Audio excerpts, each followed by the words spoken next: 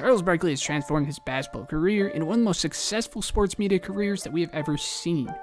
The controversial, loudmouthed analyst is never afraid to cut it as it is and has built a brand for himself as a must-see TV personality.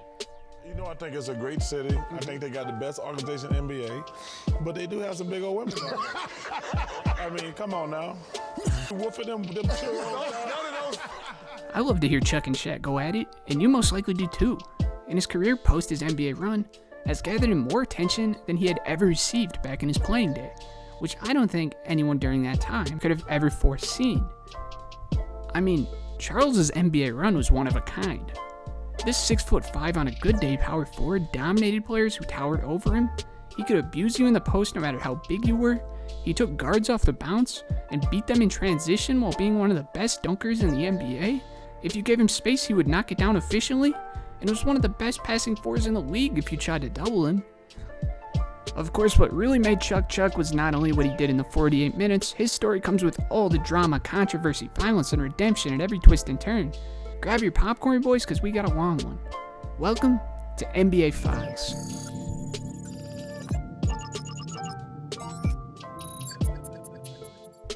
Chuck was born and raised in Leeds, Alabama. Safe to say he did not have it easy.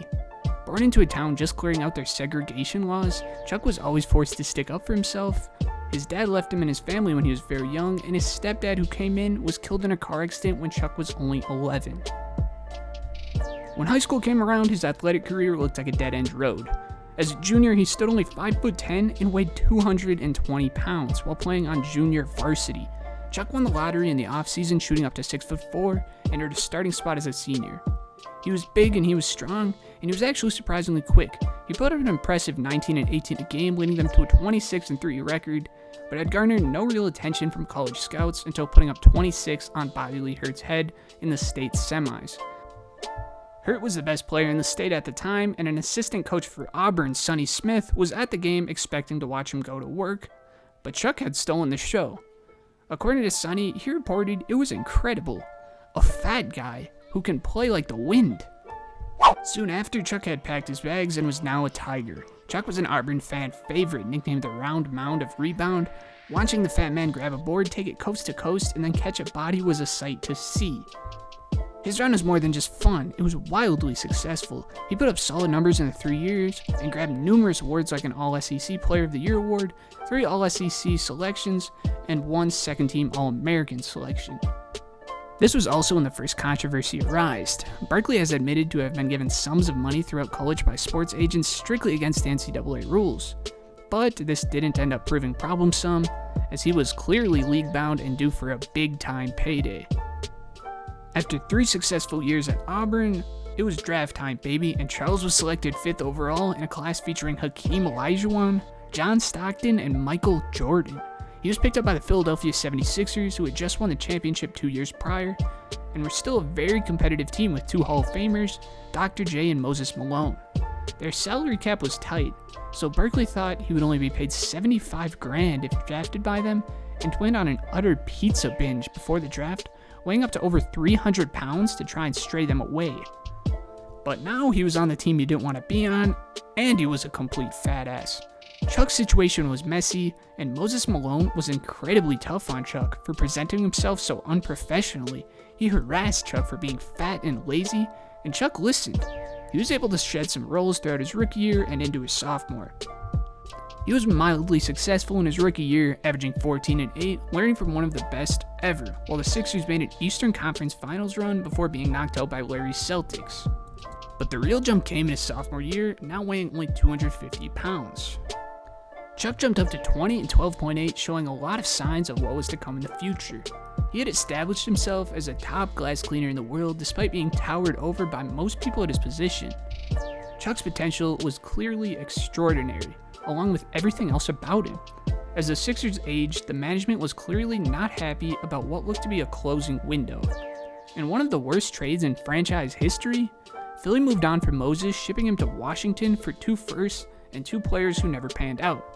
This move costed the 76ers dearly, with Julius Erving retiring the following year. Looking back, you may think they wanted to double down on the young talent that they had, especially with Dr. J departing soon after, But Moses was far from done at this point, with multiple All-Star seasons, which could have possibly turned into championship seasons paired with Charles Barkley. Although this move sucked for the team, this move opened up the box score for Charles Barkley to absolutely shine. He took over the offense and unleashed the absolute juggernaut of a force that we remember him to be. He earned his first spot on the All-Star team, which would become a guarantee for the years to follow. Chuck led the league in rebounds for the year and also put up 23 points on ridiculous efficiency. Near 60% shooting is not unheard of for bigs, but once again it was the way that he did it that made it extravagant. He could face you up and take you off the bounce, outrun you coast to coast, pull up over you from the mid-range. Hell, he even shot 1.5 threes a game. Sir Charles was really becoming the full package. As the Sixers lost in the first round and Julius Erving hung them up after an All-Star season, the Sixers were on Chuck's back for the next few years to come. These seasons would see him averaging over 25 a game every year, and then averaging over 28 a game in the 87-88 season. Even throughout the down years of the organization, with quick knockouts in the playoffs, if they even made the playoffs, this was still must-watch basketball. Everyone wanted to see this little forward do it all, while trying not to lose his cool and explode on the court. His aggressive and passionate personality would come out very, very often, fighting other players, arguing with road fans, arguing with home fans. Similar to how it is now, there was a pack of people who thought he was must-see TV, and another pack of people who thought he should get off TV. The worst of this intensity came out in a game against the New Jersey Nets, March 26, 1991. With a fan heckling supposed racial slurs at him, Charles, as you may have guessed, was having none of it. He spit at the fan on the sideline. The only problem was he missed, and nailed a young girl with a loogie. Barkley stated that this taught him not to get so intense every single game to where you can't play the right way and respect the game. He has bought tickets amongst plenty of other kind acts for the family and maintains a close relationship with them to this day. Back to the basketball, Charles Barkley had played 8 years for Philadelphia up to this point, and outside of his rookie year had only seen early exits and non-playoff seasons. Chuck was extremely fed up with the Sixers and the numerous bad moves that they had made during this time. As a player, Chuck had made the All-Star games the last 6 years and was a full-fledged superstar. To avoid this shitty situation, he demanded a trade to the front office, which left their hands tied. Chuck was very outspoken about what he thought of Sixers management, and to save both of their reputations, Barkley was dealt to Phoenix in the 92 offseason. This roster was a fresh change, which in my opinion really complemented Chuck's game. The Suns are known for liking a faster pace of play, with shooting being a main focus offensively, and these values stuck.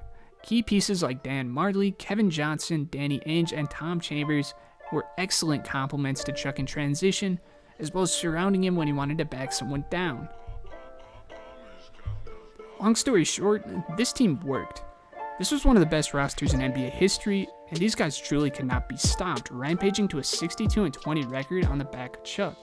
He averaged 25 and 12 on very good efficiency, not the best numbers he's ever posted, but after almost a decade of dominance, the league decided it was time to toss him an MVP after carrying the 1 seed. After a long run with non-competitive rosters, this was the year to make it happen. They ran through the West all the way to the NBA Finals. Only problem was, getting through the West was the easy part in the 1990s. They ran into a Chicago Bulls lineup with a full head of steam, trying to complete their first three-peat. Chuck stayed hungry, level-headed, and competitive. He told the media that this was their year to win, and he sure as hell played like it. Chuck put up MVP numbers at 27, 13, and 5.5, but Michael Jordan was on one to an extent that may have never been seen before. MJ put up a ridiculous 41, 8.5, and 6. I mean, he was even smacking threes at a 40% clip. The Suns pushed the Bulls to 6 in what was possibly the most competitive final series of Jordan's career. Going forward, this unfortunately would be a quickly closing window. Barkley ironically started to suffer severe back problems after years of carrying franchises. At this point, it was clear that he was not quite the player that he once was. Over the next 3 years, his numbers would take a hit, and the Suns wouldn't make it past the second round. Although his numbers dipped, his media attention sure as hell did not. He was always creating headlines, unapologetically speaking his mind. The worst of it came in the 1993 Nike commercial, where he wrote the text on his "I am not a role model" commercial. Chuck stated things such as, "1 million guys can dunk a basketball. In jail. Should they be role models? His message sparked enormous debate, and in Chuck fashion, he just fueled the fire.